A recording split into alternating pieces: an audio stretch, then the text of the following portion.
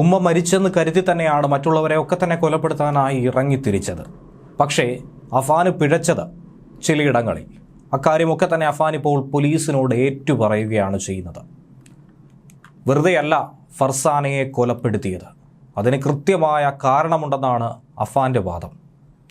അതിൽ ഏറെക്കാലമായി കരുതി വച്ചിരുന്ന പകയും, ഫർസാനയോട് മാത്രമല്ല ഒരുപക്ഷെ ഫർസാനയുടെ വീട്ടുകാരോടും അഫാന് പകയുണ്ടായിരുന്നുവെന്നാണ് ഇതിലൂടെ മനസ്സിലാക്കേണ്ടത്. തന്നെയും തൻ്റെ കുടുംബത്തെയും ദ്രോഹിക്കുന്ന, ദുരിതമനുഭവിക്കുന്ന ഘട്ടത്തിൽ കൂടുതൽ ദുർഘടം പിടിച്ച ഘട്ടത്തിലൂടെ കടത്തിവിടുകയാണ് ഫർസാന ചെയ്തതെന്നാണ് അഫാൻ പറയുന്നത്.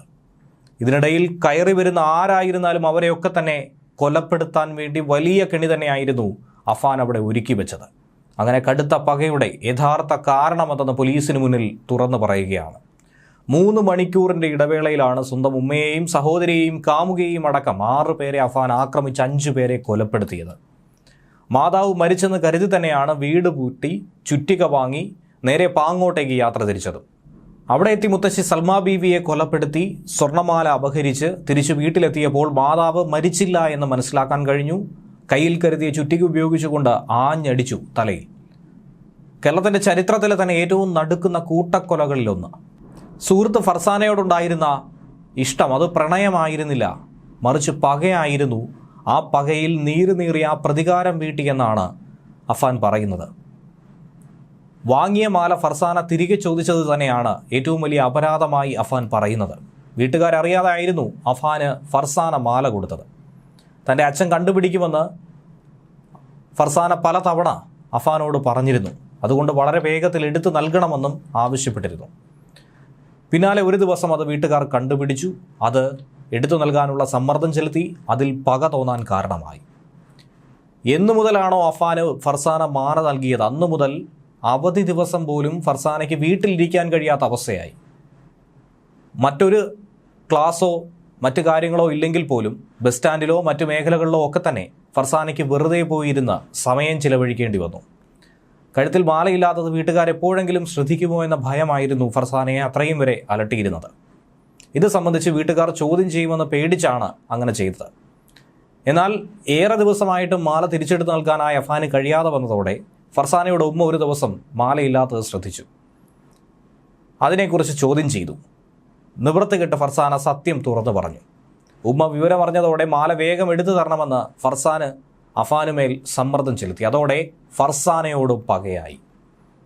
തൻ്റെ പിതാവിൻ്റെ കാർ ആറ്റിങ്ങലിലെ പണമിടപാട് സ്ഥാപനത്തിൽ പണയം വെച്ചാണ് ഈ പണം കൊടുത്ത് മാല എടുത്തു കൊടുത്തത്. അതുവഴി ഫർസാനയോടുള്ള വൈരാഗ്യം കൂടുതൽ മൂർച്ഛിച്ചു. ദുരിതാവസ്ഥയിൽ തന്നെ വീർപ്പ് മുട്ടിച്ചു, തന്നെ കൂടുതൽ പ്രയാസപ്പെടുത്തി. ഇങ്ങനെയുള്ള ചിന്തയായിരുന്നു അഫാൻ്റെ മനസ്സിൽ ഫർസാനയോടുണ്ടായിരുന്നത്. പ്രണയമൊക്കെ തന്നെ അപ്പോഴേ നശിച്ചു. വലിയ ആസൂത്രണം നടത്തി തന്നെയാണ് ഫർസാനയെ വീട്ടിലേക്ക് വിളിച്ചു വരുത്തിയത്. വീട്ടിൽ വിളിച്ചു വരുത്തുന്നതിന് മുൻപ് തന്നെ തീരുമാനിച്ചിരുന്നു എങ്ങനെയായിരിക്കണം കൊലപ്പെടുത്തേണ്ടതെന്ന്. പക്ഷേ അതിനിടയിൽ കടന്നു വന്നത് അവിചാരിതമായി അനിയനും. മാതാവ് ഷെമിക്ക് സുഖമില്ല എന്ന് പറഞ്ഞായിരുന്നു ഫർസാനയെ ആദ്യം വീട്ടിലേക്ക് വിളിച്ചത്. ക്യാൻസർ രോഗി കൂടിയായിട്ടുള്ള ഉമ്മയ്ക്ക് അവസാനമായി ഫർസാനയെ കാണണമെന്ന് പറഞ്ഞു. ഇത് കേട്ടയുടൻ ഫർസാന മറ്റൊന്നും തന്നെ നോക്കിയില്ല. സംഭവ ദിവസം തന്നെ അവിടേക്കെത്തി.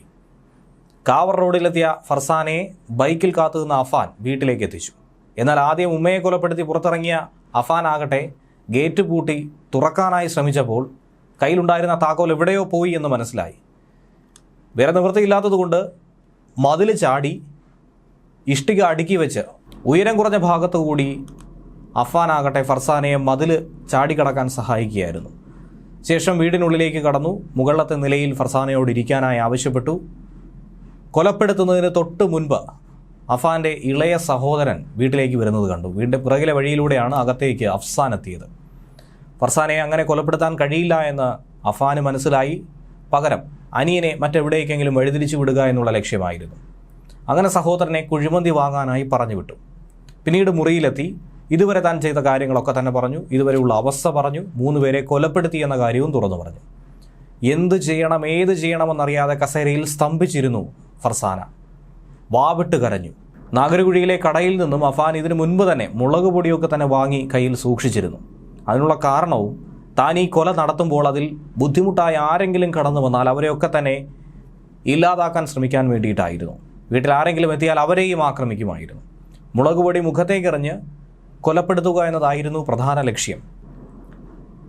എത്ര പേരെ കൊല്ലും എന്നുള്ളതല്ല, തൻ്റെ വൈരാഗ്യം മടങ്ങും വരെ കൊലപ്പെടുത്തുക എന്നുള്ളതായിരുന്നു അഫാന്റെ മനസ്സിൽ കരുതിയിരുന്നത്. കഴിഞ്ഞ ദിവസം പെരുമലയിലെ വീട്ടിൽ തെളിവെടുപ്പ് നടത്തുമ്പോഴാണ് നിർവികാരനായ ഈ കാര്യങ്ങളൊക്കെ തന്നെ പോലീസിനോട് അഫാൻ പറയുന്നത്.